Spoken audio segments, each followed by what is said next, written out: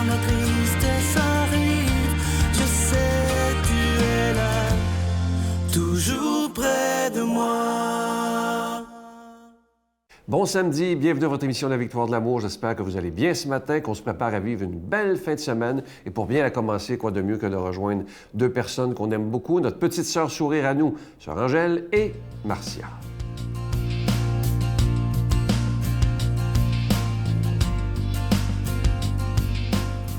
Bonjour tout le monde! Bonjour à toi aussi, ça va? Hey, là, ça commence à sentir Noël. On commence à être fébrile. Hey, là, je sens le ragoût de boulettes, comprenez-vous? Oui. Et on a choisi de vous parler de... On est encore dans le temps de l'Avent, hein? Oui, bien sûr, troisième dimanche. Oui. Puis pourquoi Oui. le ragoût de boulettes, ma chère sœur Angèle? Pourquoi? Racontez-nous. C'est parce que ça, tu peux le faire d'avance. Alors, c'est comme ça, et quand il est... Mais la chose qu'il faut faire bien attention, et il n'y a pas beaucoup de monde, c'est ça, c'est que quand vous le faites cuire vos boulettes, vos pâtes de cochon, vous les désossez, vous les mettez, vous gardez le bouillon. Mais si vous le faites congeler, gardez le bouillon à part. Et vous liez le bouillon avec la farine grillée, et après, vous le mettez par-dessus les boulettes et les pâtes. Comme ça, vous êtes sûre et certaine que la sauce va lier. Parce qu'une farine grillée, la sauce est congelée, quand vous la dégelez, elle s'éclaircit. Même si vous mettez 10 tasses de farine grillée, elle ne pétille pas. Ce que vous voulez dire, c'est qu'on fait la sauce après que ça soit décongelé. Absolument. Oui, avec le bouillon. Et ça, vous venez de donner un petit truc de cuisine, mais si on l'applique à la vie... Ah, dans la vie, l'amour, il ne faut pas que ce soit trop concentré. Exactement. Il ne faut pas que ce soit un coup de foudre. Il ne faut pas que tu prennes ça, là, bing, bing, bang, bang, ça va. Quand c'est trop serré, là, j'ai l'impression que ça ne tient pas. Qu'est-ce que tu en penses, Ben, toi? c'est ça, quand c'est comme trop intense, Ouais. il faut que la farine que l'on met dans l'amour, il faut qu'elle soit comme... Mis au bon moment. Au bon moment, exactement. Voilà. Sinon, la sauce ne pogne pas. Ça? Non, c'est ça. Tu as tout compris. Hey, c'est correct. Ah, Vous allez c'est pas avoir pire. des bons boulettes, un bon ragoût. Mais ça sent bon et ça, vous pouvez le faire d'avance. Alors, vous êtes déjà rendu à la troisième dimanche de l'Avent. Ça veut dire qu'il en reste juste 2 avant de vous rendre à Noël. Imaginez-vous. Alors, c'est ça. Mais je me dis, le temps des fêtes, c'est pas juste l'approche de l'Avent, c'est pas juste pour dire « Ah, j'ai hâte à Noël, ça me tanne ». Non. C'est le temps de dire, de rassembler la famille puis dire qu'on s'aime. Moi, je me dis toujours, même ma famille, je la vois une fois par année, tout le monde, je les vois grandir, je les vois comment ils changent, puis si je les rencontre dans la rue, je vais les dire, ah, je te connais, toi, t'es mon neveu. Autrement, pouf, il me passe entre les doigts, et puis pouf, on les voit pas, c'est ça. Exactement. Alors, c'est ça, Je trouve que les temps des fêtes, c'est un temps de rassembleur. C'est un temps rassembleur. C'est un temps de se réunir, mettre une grande table et puis faire ça pas trop compliqué, mais impliquer tout le monde à faire. dans le partage. Et vous parliez de congélation. Moi, j'aime bien, vous allez rire de mon idée, moi, j'aime congeler des souvenirs. Donc là, Noël, vous allez vivre beaucoup de souvenirs. Prenez-les, là, pour les laisser dans votre esprit, là, vous les congelez. Vous les mettez comme au congélateur pour les garder au frais. Pour les garder fraîches. Exactement. Ah oui, parce que sinon, ça goûte le vieux, c'est pas bon, ça. Il faut pas ça. Non. Alors, mais c'est ça, c'est comme tu dis, très bien, c'est comme l'amour, il faut garder toujours ça frais et avec beaucoup de tendresse. Exactement. La tendresse, puis la venue, puis c'est beau. C'est beau. Merci beaucoup, Sœur Angèle. Ça me fait plaisir à vous ici. À la prochaine. Notre Père qui es aux cieux, que ton nom soit sanctifié, que ton règne vienne, que ta volonté soit faite sur la terre comme au ciel. Donne-nous aujourd'hui notre pain de ce jour. Pardonne-nous nos offenses comme nous pardonnons à ceux qui nous ont offensés. Ne nous laisse pas entrer en tentation, mais délivre-nous du mal, car c'est à toi qu'appartient le règne, la puissance et la gloire pour les siècles des siècles. Amen. Feliz Navidad, próspero año y felicidad. Noel, voici le Rédempteur. Célébrons ses louanges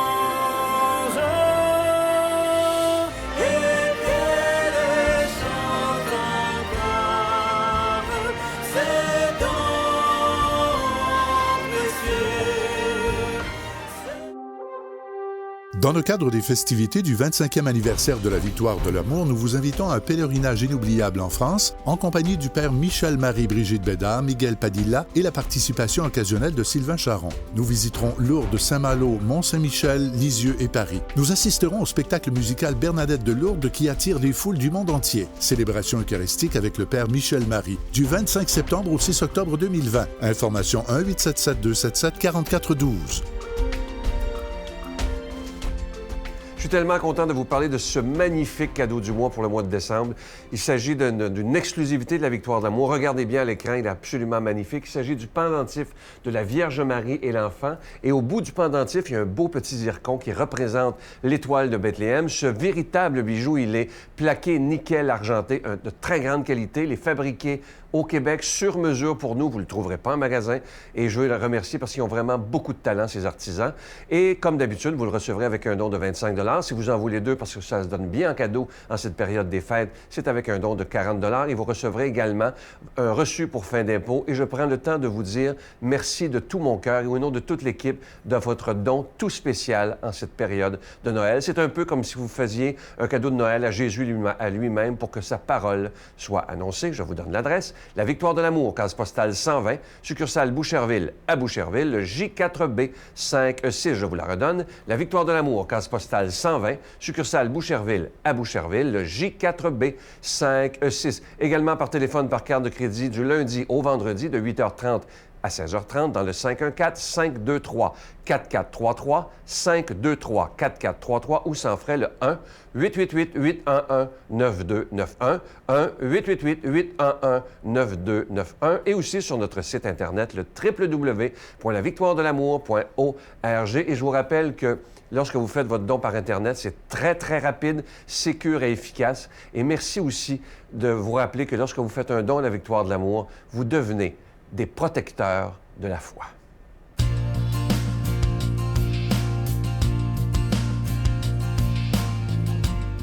Mon Dieu, donnez-moi la sérénité d'accepter les choses que je ne peux changer, le courage de changer les choses que je peux et la sagesse d'en connaître la différence. Amen. Aujourd'hui, la parole de Dieu est proclamée par quelqu'un qu'on apprécie beaucoup, Geneviève Côté.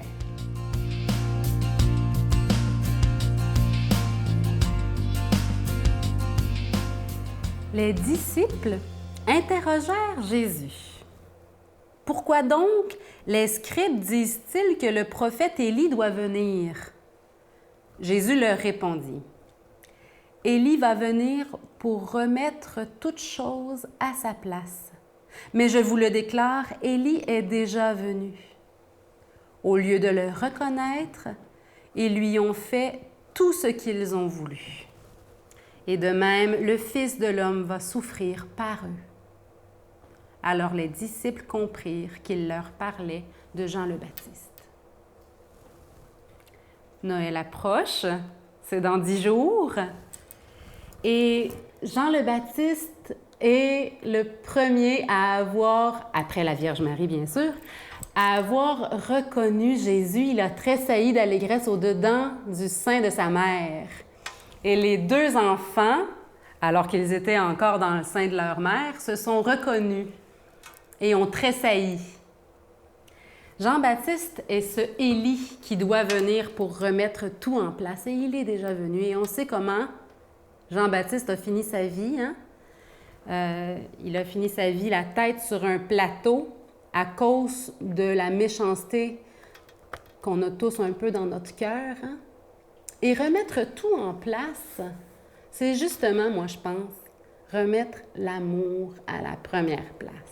Et ça, c'est du concret dans nos vies. Jésus est venu pour ça. Et Jean-Baptiste est venu pour pointer que c'était Jésus qui venait pour ça. Et là, Jésus s'en vient, là, d'une manière nouvelle, renouvelée, d'une manière abondante. Là. C'est fort, Noël. J'espère que beaucoup vont en entendre parler alors qu'ils n'en ont jamais entendu parler dans notre entourage. Osons parler de l'amour. Osons être ces petits Jean-Baptiste qui remettent les affaires à leur place. Par exemple, on prépare des repas pour Noël parce qu'on va recevoir ou parce qu'on veut bien manger. C'est Noël, c'est le temps pour ça. qui m'est arrivé une fois, c'est que j'épluchais des pommes de terre, j'épluchais des patates. Et ça s'est avéré que j'avais décidé de le faire avec amour. Ça brassait dans la cuisine, il y avait de l'action, ma belle-mère était malade, il y avait... c'était tendu. Puis je me suis dit, bien là, en ce moment, je peux rien faire en parole, mais je dois éplucher des patates, je vais le faire avec amour. Parce que dans notre vie invisible, là, dans l'ambiance, quand on met de l'amour, ça paraît, ça se répercute, qu'on en soit conscient ou non. C'est plus fort que nous, l'amour. Donc, j'épluchais cette pomme de terre et ça s'est avéré que c'était une patate creuse. Elle était pourrie au milieu, pas utilisable. J'aurais pu être tentée de dire, bon, j'ai tout fait ça pour rien, c'est un petit 2 minutes de ma vie que j'ai fait pour rien, là. C'est du temps perdu, je la jette puis j'en repars une autre patate. Mais non, parce que je l'avais fait avec amour, parce que j'avais dit à Jésus, Jésus, viens m'aider viens être l'amour dans ma vie. Jésus, viens m'aider à savoir quand dire la bonne parole puis quoi dire si nécessaire. Parce que j'avais mis de l'amour dans mes gestes, dans mon cœur, parce que j'ai laissé l'amour m'habiter pendant ce temps-là, ça n'a pas été du temps perdu. Ma petite parabole de la patate creuse, de la patate pourrie, c'est pareil pour tous nos gestes, c'est pareil pour tous nos moments.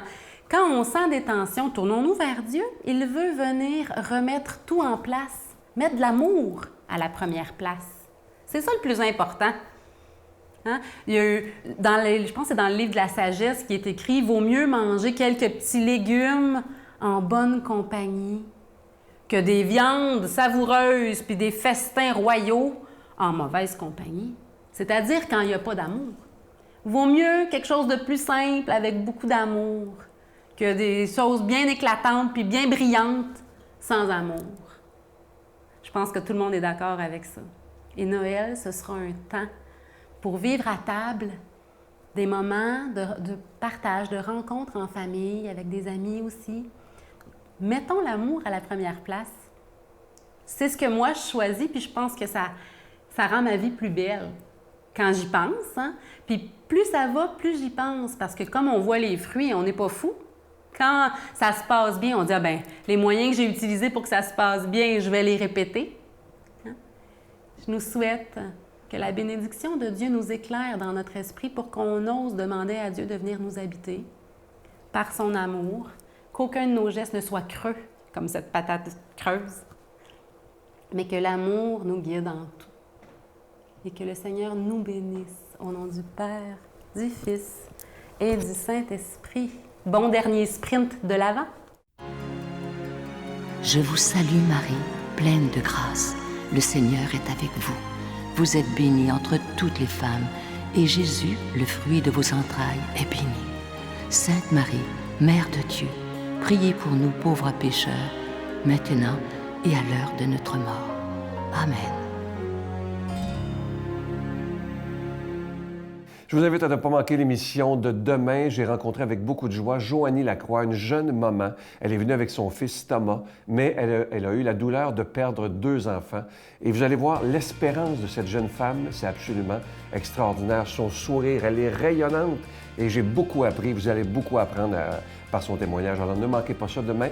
C'est notre émission dominicale. Bye. Et même 10 minutes avant de mourir, il m'a regardé dans les yeux, Thomas. Ah. Mais physiquement, il n'était pas capable d'ouvrir les yeux. Là. Il était sous des sédatifs tellement puissants. Ah, mais il a réussi à te regarder. Oui, on s'est regardé. Donc, physiquement, c'était comme impossible. Puis dans ce regard-là, c'était comme s'il me disait espoir.